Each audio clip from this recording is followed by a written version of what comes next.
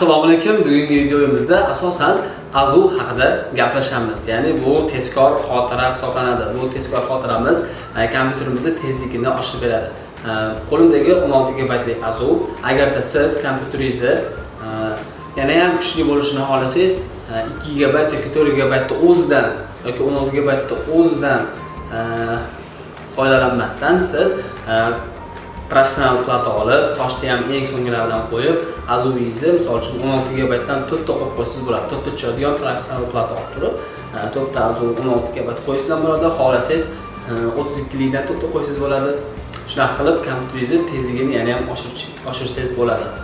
Azuning yana bir nomi RAM deyiladi, ya'ni Random Access Memory. Tarjimasi tasodifiy kirish xotirasi. RAM ikki turga bo'linadi: o'zgaruvchan va o'zgarmas. O'zgarmasga oddiy vintlar, SSD vintlar, M2 va M6 vintlar kiradi.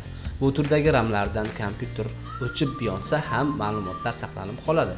O'zgaruvchilarda esa ma'lumotlar o'zgarib turadi. Kompyuter o'chirilsa, ma'lumotlar saqlanib qolmaydi, ya'ni tezkor xotira hisoblanadi. RAMning hajmi bugungi kunda gigabayt bilan o'lchanadi. RAMning 1 gigabayti qancha bayt bo'lishini ko'rsatib qo'ydi. Minimal darajadagi RAM bu 4 GB hisoblanadi, maksimal darajadagi esa 16 GB dan boshlanadi. Xo'p, RAMlarning tarixiga nazar solamiz. Boshlanishiga ko'rib turganingizdek, integral mikrosxemali operativ xotira bo'lgan. Ular ikki qatorli RAM chiplaridan tashkil topgan.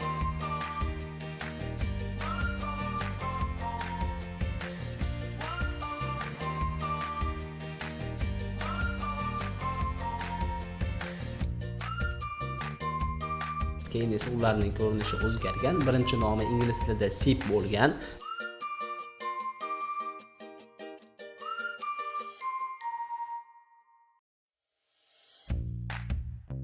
Va shu holatda plataga, ya'ni ona plataga qatirilgan.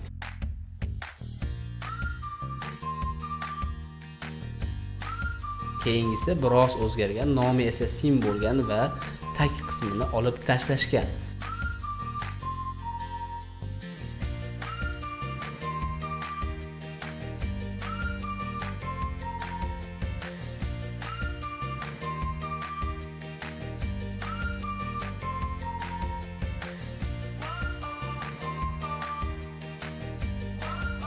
Keyingisi esa DIMM nomi bilan chiqqan.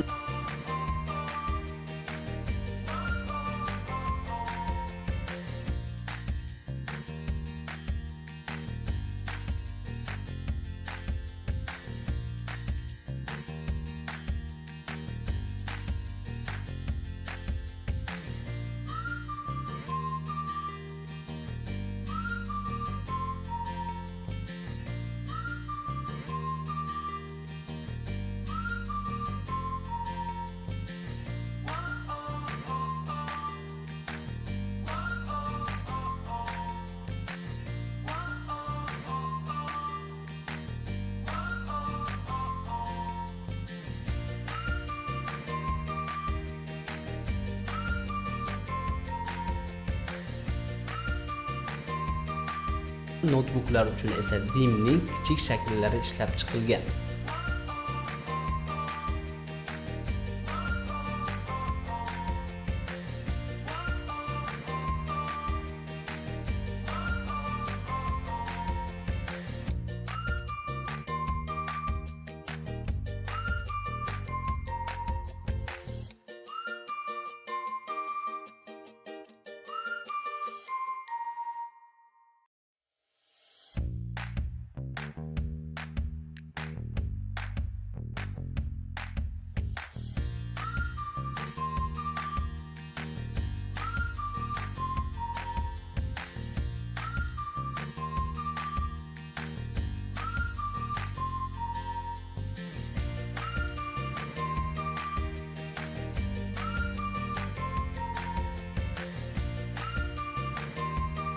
O'ylaymanki bu videomiz, Azu haqidagi videomiz sizga yana ham tushunarli bo'ldi.